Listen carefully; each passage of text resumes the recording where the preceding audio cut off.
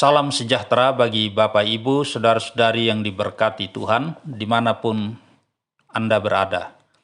Jumpa kembali dengan saya Pendeta Johan dalam Apologetika Kristen Indonesia, mencerahkan dan menerangi.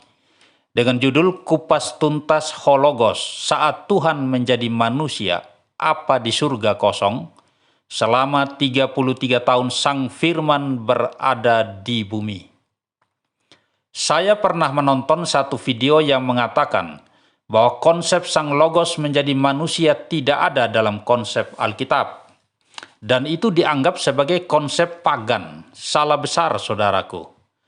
Karena Sang Bapa tak dapat dipisahkan dari Sang Firman atau Hologos, maka tidak mungkin Yesus adalah Sang Firman. Yesus adalah pribadi yang diciptakan, yang mengenakan logosnya Sang Bapa.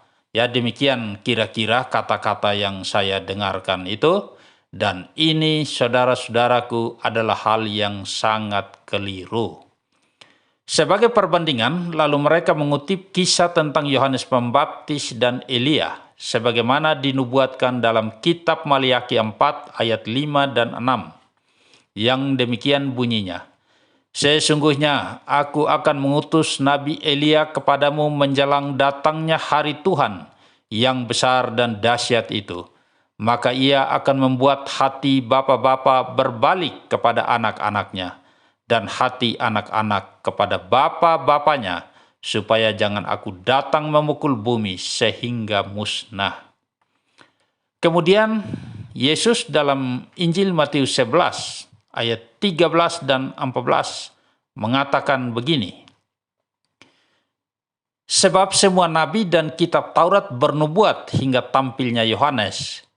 Dan jika kamu mau menerimanya, nya di sini Yohanes Pembaptis, ialah Elia yang akan datang itu.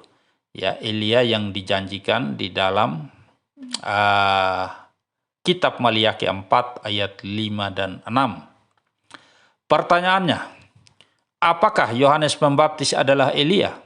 Tentu tidak. Elia adalah Elia. Yohanes Pembaptis adalah Yohanes Pembaptis. Karena tidak ada konsep reinkarnasi dalam kekristenan. Yang ada adalah inkarnasi. Itu pun hanya terjadi satu kali dalam sejarah.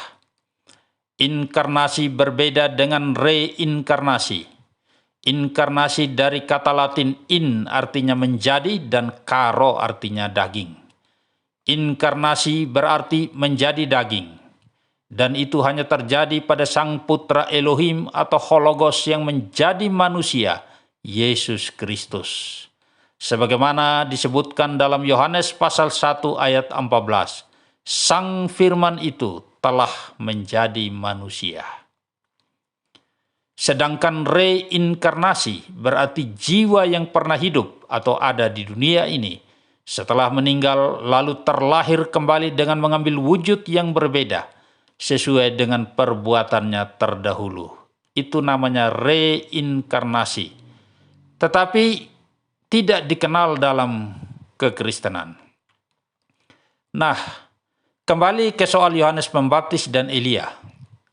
Lalu mereka mengatakan, sebagaimana Yohanes Pembaptis bukan Elia sendiri, tetapi mengenakan roh dan kuasa Elia. Demikian pula Yesus bukan Sang Logos yang menjadi manusia, melainkan hanya mengenakan roh atau kuasa Sang Bapa. Ya, ayat yang mereka gunakan sebagai pendukung adalah Injil Lukas pasal 1 ayat 17 sebagai berikut. Dan ia ini Yohanes akan berjalan dalam roh dan kuasa Elia untuk membuat hati bapa-bapa berbalik kepada anak-anaknya dan hati orang-orang durhaka kepada pikiran orang-orang benar, dan dengan demikian menyiapkan bagi Tuhan suatu umat yang layak baginya. Kasus perbandingan antara Elia dan Yohanes ini mereka kutip untuk meneguhkan premis bahwa Yesus bukanlah Hologos itu sendiri, melainkan Yesus hanya mengenakan logosnya Bapa. Mereka beranggapan bahwa Yesus hanya berjalan dalam roh dan kuasa Elohim, Tetapi Yesus bukanlah Elohim Yahweh itu sendiri. Sang Firman adalah bagian dari Elohim yang tidak dapat dipisahkan dari dirinya. Jika Sang Firman dapat dipisahkan dari diri Elohim, maka Sang Firman tidak lagi ada di dalam dirinya.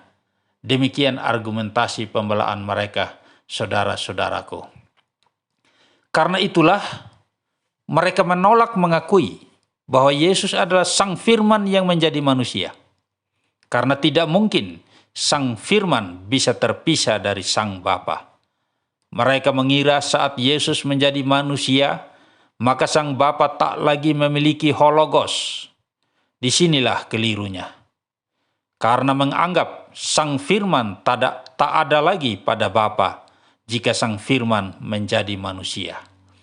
Ini menyamakan Tuhan yang non-fisik dengan sesuatu yang bersifat fisik, ada di sini di dunia dan tidak bisa ada di sana di sorga. Pola berpikir yang sangat keliru tentang Tuhan yang Maha Kuasa. Konsili Kalsedon jelas menegaskan kesatuan antara Bapa dengan Sang Firman yang tidak terpisahkan. Saat Sang Firman menjadi manusia pun tidak membuat Sang Firman itu kosong atau tidak ada pada Bapa. Pada saat Sang Firman mengambil rupa daging, pada saat yang sama dia tetap ada bersama Bapa atau tetap ada di surga. Sebagai upaya pembenaran berikutnya, maka dikutiplah kisah pembaptisan Yesus di Sungai Yordan. Hal ini tertulis dalam Injil Matius 3 ayat 16 dan 17, versi literal sebagai berikut. Dan sesudah dibaptis, Yesus segera keluar dari air, dan tampaklah langit terbuka baginya, dan dia melihat roh Elohim sedang turun bagaikan seekor burung merpati dan datang ke atasnya. Dan perhatikanlah suatu suara dari surga yang mengatakan, "Inilah putraku yang terkasih, kepadanyalah aku berkenan." Ada suara dari langit yang berkata, "Inilah putraku yang terkasih." Kok masih ada firman di atas? Sambil menunjuk ke langit. Ya, dia melontarkan satu kalimat yang berbentuk pertanyaan. Kok masih ada firman di atas? Ya. Demikian katanya. Jika Sang Firman itu bisa dipisahkan dari Bapa, seharusnya Bapa tidak punya firman lagi. Alias Bapa itu kosong firman atau tidak dapat berfirman lagi. Disinilah letak kekacauan logikanya. Maka pertanyaan yang sama saya mau tanyakan. Saat Yesus mengenakan logos, apakah di surga sudah tidak ada logos? Sebab sudah dikenakan oleh Yesus? Kan sama, saudaraku, akhirnya terbentur juga. Jika Yesus yang dibawa di Sungai Yordan mengenakan logos atau firman, kok di atas masih ada firman? Nah ini, saudaraku, Bapak, Ibu, saudara-saudari yang saya hormati. Mereka lupa bahwa Sang Firman atau Yesus itu adalah Elohim yang Maha Hadir juga. Ya, sebagaimana disebutkan dalam Matius 18 ayat 20. Yang demikian bunyinya. Sebab di mana 2 atau 3 orang berkumpul dalam namaku, di situ aku ada di tengah-tengah mereka. Ya, di Amerika berkumpul 2 atau 3 orang, Yesus hadir di sana. Karena dalam ayat ini yang ngomong itu Yesus. Di Eropa berkumpul 2 atau 3 orang dalam namanya, di situ Yesus hadir di sana. Di Indonesia berkumpul 2 atau 3 orang, di sini juga Yesus hadir, saudaraku. Ya, dan Maha Hadir itu adalah atribut khusus milik Sang Pencipta. Sehingga pada saat Sang Firman menjadi manusia atau Yesus, maka pada saat yang sama Sang Firman itu tetap ada dalam diri Sang Bapa di sorga. Sehingga tidak ada istilah bahwa dalam diri Sang Bapa tidak ada hologos lagi, karena sudah menjadi manusia, maka surganya kosong. Inilah model sesat pikir alat tetangga sebelah, yang mendegradasi kemahakuasaan dan kemahahadiran Tuhan.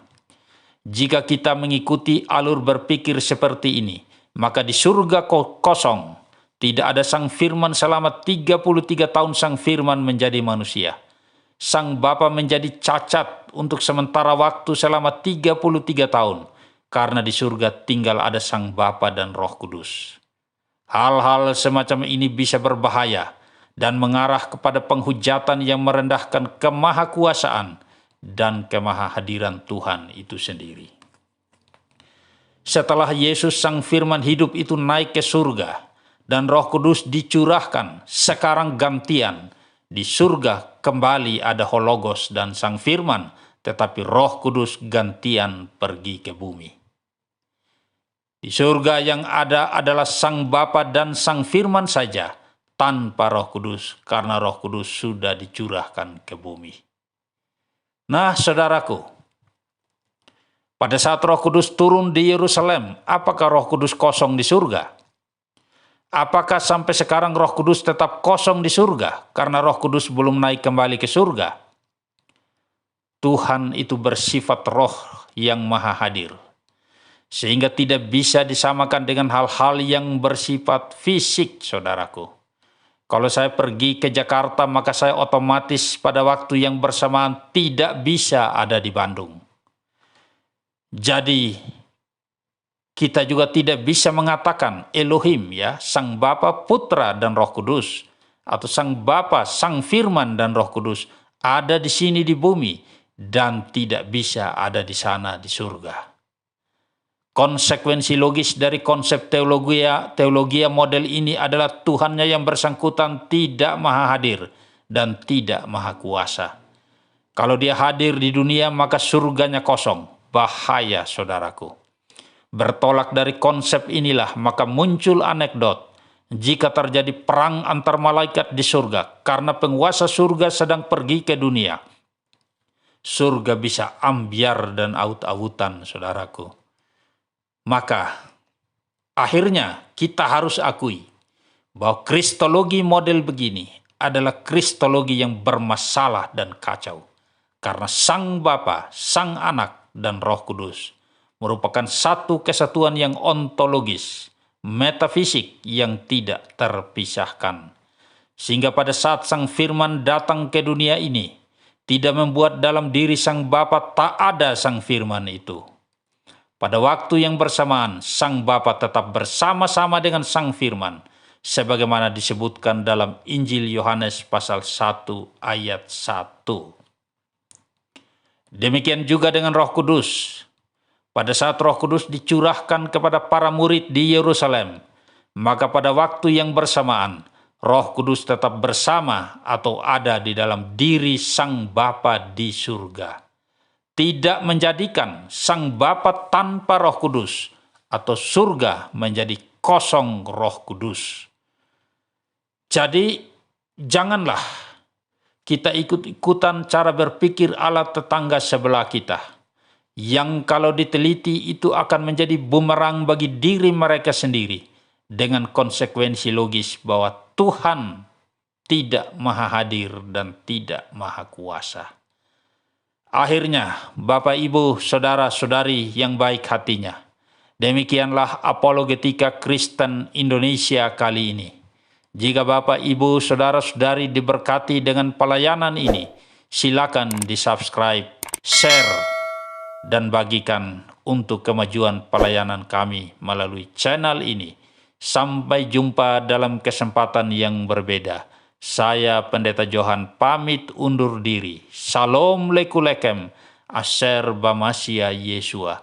Damai sejahtera bagi Bapak, Ibu, Saudara-saudari semua yang berada di dalam Kristus Yesus. Amin.